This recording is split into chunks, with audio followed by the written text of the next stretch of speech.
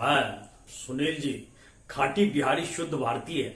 अब बिहार के तमाम छात्रगण जो कि 12वीं कक्षा में अध्ययनरत हैं उनके लिए पुनः ज्ञानवर्धक, लाजवाब, बेहतरीन, रोचक और लेक्चर सीरीज प्रस्तुत कर रहा हूं। और केमिस्ट्री के जैव अणु के दूसरे पार्ट के तहत मैं आपको लेक्चर सीरीज प्रस्तुत कर रहा हूं। बहुत उपयोगी होगा, पहले भाग को पूरा सुन लेंगे। एक अभी हाल फिलहाल में एक अति चली है, पैरोडी चली है, अब बिहार में काबा। अरे इसका उत्तर है कि बिहार में सुनील जी बा। जब तक सुनील जी है भला चंगा, बिहार का लड़का पढ़ाई के क्षेत्र में गाड़ता रहेगा झंडा, ये मेरा वादा है। तो बिहार में काबा तो बिहार में सुनील जी बा। चलिए शुरुआत मैं करता हूं बिना राग लपेट के। तो जैव अणु पॉलीसेकेराइड हम देख रहे हैं। पॉली मीन्स होता क्या है? पॉली मीन्स होता है बहुत, बहुत पॉली। और सेकेराइड जानते ही हैं कि चूंकि हमने कार्बोहाइड्रेट में मोनोसेकेराइड, डाइसेकेराइड ये देखा था, पॉलीसेकेराइड, तो इसमें पॉली बहुत, पॉलीसेकेराइड में असंख्य मोनोसेकेराइड रहता है। तो मोनोसेकेराइड कई इसमें जुड़े रहते हैं, असंख्य, संख्या ज्यादा होगी। तो उस स्थिति में ये ग्लाइकोसाइडी बंध द्वारा संयुक्त रहती है और ये प्रकृति में पाए जाने वाले सर्वाधिक, यही आपको सबसे ज्यादा सर्वाधिक पाई जाने वाली कार्बोहाइड्रेट है। तो सबसे ज्यादा कार्बोहाइड्रेट किस टाइप की पाई जाती है? पॉलीसेकेराइड। जल्दी बोल गणेशवा तोरे से पूछ रहे हैं। 80% का मारना तो देह फाड़ देंगे। ठीक है, पॉलीसेकेराइड बिल्कुल सही, बिल्कुल सही गणेशवा, तुमने जवाब दिया। 80% नंबर आवेगा। अब चलो, तो सबसे ज्यादा कार्बोहाइड्रेट प्रकृति में कौन सा पाया जाता है? पॉलीसेकेराइड। बिल्कुल ठीक, बिल्कुल ठीक। अब हम आगे बढ़े, अगला देखते हैं। तो वो कि ये जो पॉलीसेकेराइड है ये भोजन में संग्रहण और संरचना का निर्माण करता है। अब यहां हम स्टार्च के बारे में जानते हैं। चूंकि पॉलीसेकेराइड में एक स्टार्च आपका, तो पॉलीसेकेराइड में जो स्टार्च आता है, तो स्टार्च के बारे में जान लीजिए कि ये स्टार्च पौधा में पाया जाता है। और पौधा में पाया जाने वाला ये संग्रहित पॉलीसेकेराइड है। और ये जैसे दाल में, इसके बाद चले आइए जड़ में, चले आइए जैसे जड़ वाला आपका कुछ पौधा होता है, तो जड़ वाला भी कुछ चीज आप अंश खाते हैं। आप जैसे आप आपने पढ़ा होगा तो कुछ हम ऐसे, जैसे मूली हुआ, सलजम हुआ, जो भी हुआ, मूली हुआ, कुछ ऐसा होता है जिसको हम तना के रूप में जानते हैं बॉटनी में, और कुछ ऐसा होता है जिसको जड़ के रूप में जानते हैं। तो कई चीज हम लोग, जैसे आलू एक प्रकार का तना है, प्याज को भी हम लोग बॉटनी में तना मानते हैं, लेकिन कुछ ऐसा भी जिसको हम लोग जड़ के रूप में मानते हैं, मूली हुआ, मान लीजिए गाजर हुआ। तो आप इन सब में दाल, जड़, कंद, सब्जियों में आप स्टार्च प्रचुर मात्रा में पाया जाता है। इससे आप प्राप्त कर सकते हैं। अब आइए सेलुलोज। सेलुलोज के बारे में जानिए कि सेलुलोज विशिष्ट रूप से केवल पौधा में ही मिलता है। और ये पौधा में, वनस्पति जगत में प्रचुर मात्रा में उपलब्ध होने वाला ये सेलुलोज कार्बनिक पदार्थ है। तो इसमें सेलुलोज कहां मिलता है? तो पौधा में ही मिलता है, वनस्पति जगत में ही आपको मिलेगा। ठीक, इसके बाद आइए कि पौधा का जो कोशिका भित्ति निर्माण होता है, कोशिका भित्ति जिसको हम सेल वाल कहते हैं, ये सेलुलोज का ही बना होता है। तो पौधा का जो सेल वाल बना होता है, किसका बना रहता है? सेलुलोज। जल्दी बोलते नशा तोरे से पूछ रहे हैं। 80% मारेगा, 10 गिनेंगे, एक। जल्दी बोल, जल्दी बोल। हाँ, तो इसमें सेलुलोज का ही पौधा का कोशिका भित्ति बना होता है। तो सेल वाल किसका बना होता है? बिल्कुल सही बोला, तो एकदम बिल्कुल सही बोला कि ये सेलुलोज का बना होता है। अब हम यहां आते हैं कि ग्लाइकोजन। देखिए प्राणी के शरीर में आप देखिएगा कि कार्बोहाइड्रेट जो संरक्षित रहता है वो आपको ग्लाइकोजन के फॉर्मेट में, ग्लाइकोजन के रूप में रहता है। तो प्राणी के शरीर में कैसे कार्बोहाइड्रेट संग्रहित रहता है? तो ग्लाइकोजन के रूप में। ठीक है, ठीक है, ठीक है। चलो आरती तुम बोलो। हाँ, ग्लाइकोजन के रूप में, बिल्कुल सही। तुमको भी आरती 80% नंबर आएगा। अब हम ग्लाइकोजन के रूप में संग्रहित इसमें होता है, इसको प्राणी स्टार्च भी कहते थे। प्राणी स्टार्च किसको कहते हैं? जल्दी बोल, जल्दी बोल, मारेंगे 10 गिनेंगे, एक। हाँ बिल्कुल सही, ग्लाइकोजन को कहते हैं। अब ये यकृत मीन्स आपका हो गया लीवर। अच्छा, इसके बाद मांसपेशी, मस्तिष्क में भी ये कुछ अंश में आपको यह वहां भी पाया जाता है। अब जब शरीर को ग्लूकोज की आवश्यकता होती है, उस स्थिति में एंजाइम ग्लाइकोजन को विखंडित कर देता है, तोड़ देता है, और इसके बाद शरीर को ग्लूकोज प्राप्त हो जाता है। है और यहां पर ग्लाइकोजन यीस्ट और कवक में भी मिलता है। और हम आगे बढ़ते हैं, जो कार्बोहाइड्रेट का महत्व क्या है, आपको पूर्व में ही बतलाया जाता है कि पूर्व में ही बतला दिया गया है कि कार्बोहाइड्रेट शरीर को सबसे ज्यादा एनर्जी देता है।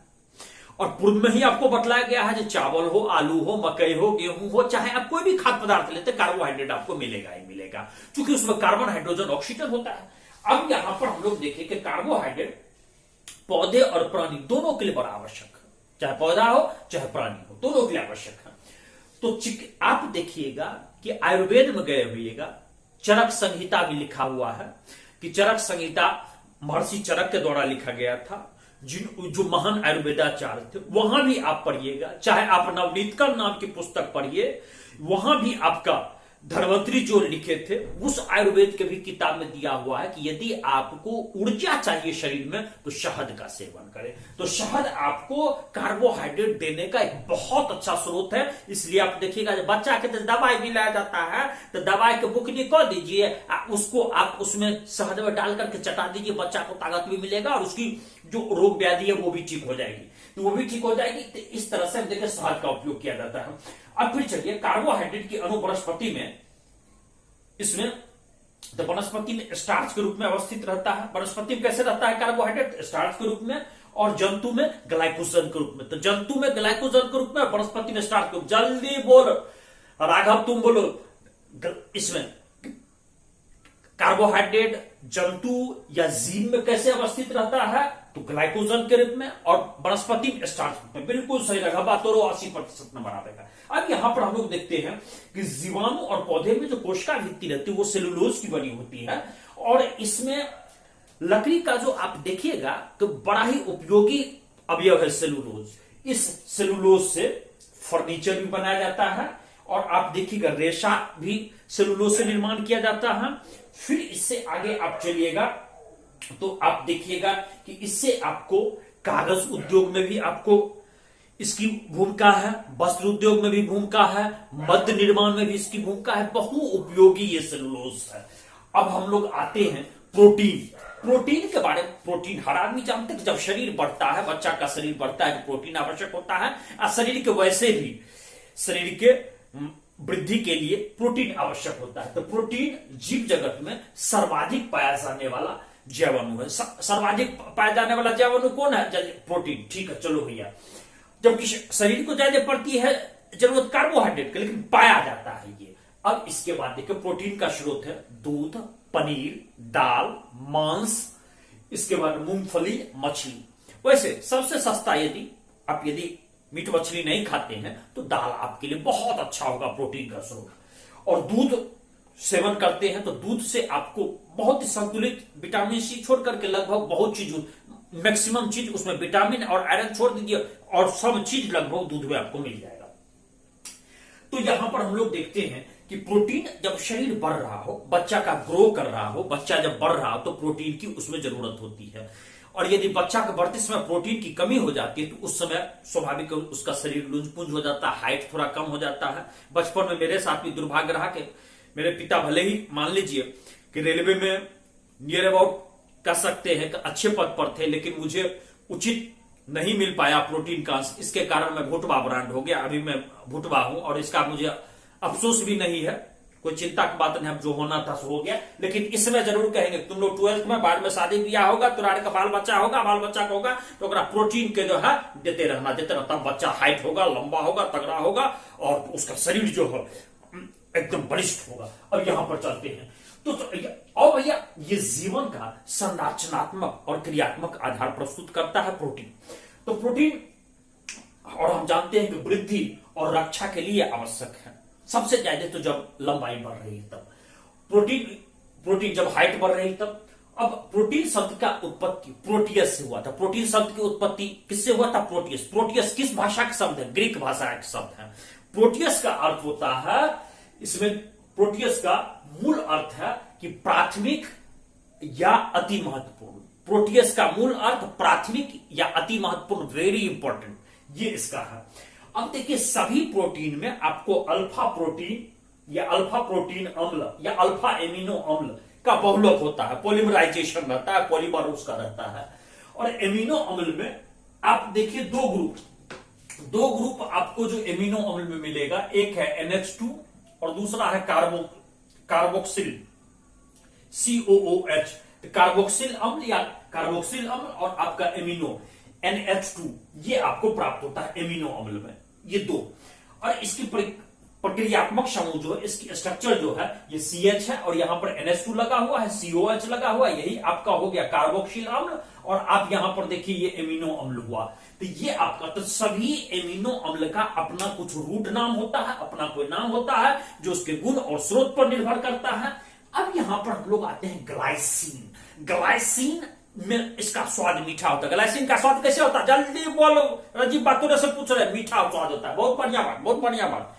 अब देखो ग्रीक भाषा में, ये ग्रीक भाषा में ग्लाइकोज शब्द से बना है। ग्लाइकोज शब्द का अर्थ ही होता है मीठा। ग्लाइकोज का अर्थ क्या होता है, मीठा, याद रखना, नहीं तो मारूंगा 10 गिनूंगा एक। अब आओ टाइसोरीन, ये सर्वप्रथम पनीर से प्राप्त किया गया था, इसलिए ग्रीक भाषा, और इसका नाम ही ग्रीक भाषा में, ये भी मूल भाषा ग्रीक भाषा का शब्द है, और ये टायरोस से बना है। टायरोस का अर्थ होता है इसमें पनीर, तो टायरोस का अर्थ होता है पनीर, इसी से आपको बना है टाइसोरीन। तो टाइसोरीन किस शब्द से बना है, टायरोस। टायरोस किस भाषा का शब्द है, ग्रीक भाषा का शब्द है।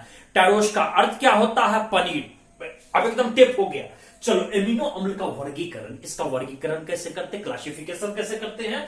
तो देखो अणुओं में जो उपस्थित आपका अमीन है, इसमें एमिनो अम्ल है, कार्बोक्सिल समूह है, इस पर यह आपको निर्भर करेगा, इस पर निर्भर करेगा। तो इसमें ध्यान रखिए कि वो क्षारकीय, इसमें उदासीन वर्ग में आवेगा कि अम्लीय होगा कि क्षारकीय होगा, इस पर निर्भर करता है। अम्लीय होगा कि क्षारकीय होगा कि उदासीन होगा, इस पर निर्भर करेगा जिसमें क्या कौन सा कंपाउंड ज्यादा है या कम है। जैसे देखिए एमिनो समूह और कार्बोक्सिल समूह ये दोनों बराबर हो गया, ये दोनों बराबर हो गया तो उदासीन होगा, न्यूट्रल। तो आप याद रखिएगा एमिनो समूह और कार्बोक्सिल समूह बराबर होगा, इक्वल होगा, तो उस स्थिति में उदासीन होगा, न्यूट्रल। और यदि एमिनो समूह ये आपका ग्रेटर देन, ज्यादा होगा कार्बोक्सिल समूह से, तो ये क्षारकीय होगा, क्षारकीय होगा। और एमिनो समूह यदि कार्बोक्सिल समूह से कम होगा, अम्लीय होगा। याद रखना, इसको बिल्कुल टेप रखना। अब जो अमीनो अम्ल शरीर में संश्लेषित होता है, शरीर स्वतः निर्माण करता है। देखो सामान्य रूप से 20 प्रकार का प्रोटीन मिलता है, 10 प्रकार का प्रोटीन शरीर अपने तैयार कर लेता है, और 10 प्रकार का प्रोटीन तुमको शरीर से बाहर लेना पड़ेगा। इससे सामान्य जानकारी, प्रतियोगी परीक्षा की तैयारी जब हम करवाते हैं तो उसमें हम ये बतलाते हैं। तो जो प्रोटीन आपका शरीर स्वयं बना ले उसको हम अनावश्यक अमीनो अम्ल कहते हैं, कि शरीर अपने बना लिया, आपको टेंशन नहीं लेना है, आपका शरीर स्वस्थ है, वो अपने बना लेगा, आपको चिंता नहीं करना है। लेकिन जो अम्ल शरीर स्वयं नहीं, जो अमीनो अम्ल शरीर स्वयं नहीं बनाया, जो प्रोटीन स्वयं नहीं बनाया, तो उसको हम लोग आवश्यक अमीनो अम्ल कहते हैं। उसको भोजन के माध्यम से आपको लेना पड़ेगा, बाहर से इंटेक लेना पड़ेगा। अब हम आते हैं कि एमिनो अम्ल सामान्यतः रंगहीन, कलरलेस, क्रिस्टलीय ठोस होता है, और ये आपका उच्च जल में विलय कर जाता है, अर्थात कि जल में घुलनशील होता है, और फिर उच्च गलनांकी ठोस होता है। तो एक बात बतलाओ, अमीनो अम्ल जल में घुलनशील होता है? जी हाँ होता है, याद रखना, नहीं तो मारूंगा 10 गिनूंगा एक। इसके बाद चलो ये रंगहीन होता है, ये भी याद रखना। अब आते हैं ये सामान्य अमीनो अम्ल और कार्बोक्सिल अम्ल के भांति, अब यदि इसका जो कंपोनेंट होता है एमिनो अम्ल और कार्बोक्सिल के भांति, ये आपका अम्ल के भांति व्यवहार नहीं करता, बल्कि ये लवण के भांति व्यवहार करता है। ये लवण के भांति व्यवहार करता है। इसका मुख्य कारण ये है कि अम्लीय कार्बोक्सिल समूह और क्षारकीय समूह ये दोनों उपस्थित है। ये मान लीजिए अम्लीय हो गया कार्बोक्सिल समूह और क्षारकीय हो गया एमिनो अम्ल समूह, ये दोनों का दोनों उपस्थित होने के कारण लवणीय हो जाता है, सॉल्टी हो जाता है। अब देखिए प्राकृतिक अमीनो अम्ल, इसका आपका जो हो गया COH ऊपर हो गया, इसमें NH2 इस साइड हो गया, चूंकि यही आपका अमीनो हो गया, ये कार्बोक्सिल ग्रुप हो गया, हाइड्रोजन हुआ, और इस तरह से हम लोग देखते हैं। तो महत्वपूर्ण, अब हम महत्वपूर्ण अमीनो अम्ल का कुछ संकेत और कुछ हम मान लीजिए कि उसका शॉर्ट फॉर्म में कैसे करते हैं। तो वैसे तो हम जानते हैं कि एमिनो अम्ल लगभग 20 प्रोटीन लगभग 20 टाइप का, तो सबके तो बताना संभव उतने जरूरी नहीं है, ना आपको याद रखना है, लेकिन सामान्य रूप से जान लीजिए। एक आपको शॉर्टकट बतला देंगे, यदि आपको उसका शॉर्ट फॉर्म क्या है या उसका 3, इसमें हम कह सकते हैं कि 3 अक्षर प्रतीक क्या है, तो उसका जो नाम होगा ना, बस वो है 3 को काट करके जो आपको लगे इंपॉर्टेंट, और उसका जो पहला जो अंग्रेजी का वर्ड होगा प्राय वही रहता है जनरली। जैसे आप आइए ग्लाइसिन, GLY से, उसको 3 अक्षर का प्रतीक है और इसको 1 अक्षर कोड है G। उसी तरह एलानीन, इसका 3 अक्षर का प्रतीक ALA और इसका 1 अक्षर कोड है A। उसकी तरह वैलिन, VAL 3 अक्षर का प्रतीक और V हो गया इसका 1 अक्षर कोड। ल्यूशीन, LEU, इसका 3 अक्षर का प्रतीक और L हो गया उसका 1 अक्षर, इसमें 1 अक्षर कोड। आइसोल्यून, ILE 3 अक्षर का प्रतीक और I हो गया इसका 1 अक्षर कोड। इसी तरह अर्जिनिन आइए ARG, इसका हो गया 3 अक्षर प्रतीक और R हो गया। लाइसिन आइए LYS हो गया 3 अक्षर प्रतीक और फिर चले आइए के। यहां पर मान लीजिए थोड़ा सा डिफरेंस हो, कोई चिंता नहीं। अब आइए ग्लूटामिक अम्ल, इसको GLU और इसको 1 अक्षर का प्रतीक है E। इसके बाद ये स्फटिक अम्ल, ये ASP, इससे हम इसको 3 अक्षर का प्रतीक है और इसमें हम उसको डी से प्रकट करते हैं। ग्लूटामिन GLN होता है और इसको हम Q से प्रकट करते हैं। इसके बाद थ्रियानिन, इसको THR से 3 अक्षर का प्रतीक है और T से इसका 1 अक्षर कोड है। सेरीन SER से प्रकट करते हैं, 1 अक्षर का इसका कोड हो गया S। और सिस्टीन CYS, ये C से प्रकट करते हैं। इसको सिर्फ एक बार आप देख ले, सुन ले। आप इस तरह से आपका ये दूसरा भाग समाप्त हुआ। बहुत जल्दी मैं तीसरा भाग प्रस्तुत करूंगा। और यदि आप इस YouTube चैनल पर नए हैं, सुनील जी खाटी बिहारी पर, ये आपका अपना चैनल है भैया, इसको लाइक करो। यदि मान लीजिए आप सिवान गोपालगंज के छात्र आ रही, ये तोहार का अपन चैनल बा हो, एकरा लाइक करो, सब्सक्राइब करो, अपन दोस्त यार के बतावो। और एकरा फ्री चैनल बा, यदि आप दरभंगा, मधुबनी, सीतामढ़ी के, यहाँ का अपन चैनल या एकरा सब्सक्राइब करू, लाइक करू, एकरा अपन दोस्त ई सब के बताइयो, एकदम फ्री चैनल है, यहाँ कोई चीज। आ यदि आप गंगा पार रहते, अरे तोहार का तोहर अपन चैनल या बा हो, एकरा सब्सक्राइब या करा, एकरा लाइक या करा, अपना दोस्त यार में बांट दो। और यदि आप अंग्रेजी में, this is your channel Sunil ji खाटी बिहारी, योर चैनल और made by the mister Sunil ji, and please do like it, subscribe it and tell Sunil ji खाटी Bihari about your friends, to your friends, and tell him to subscribe them and get the free education. और I am giving you assurance that you will get more than 80% marks. इसी के साथ मैं सुनील जी खाटी बिहारी आपसे विदा ले रहा हूं। ज्यादा अंग्रेजी बोलूंगा तो आप कहेगा सुनील बापा पगला गया, तो इसी तरह चलो भैया, मैं आपसे विदा ले रहा हूं। बहुत जल्दी मैं इसके तीसरे भाग में मिल रहा हूं। जय बिहार, जय भारत।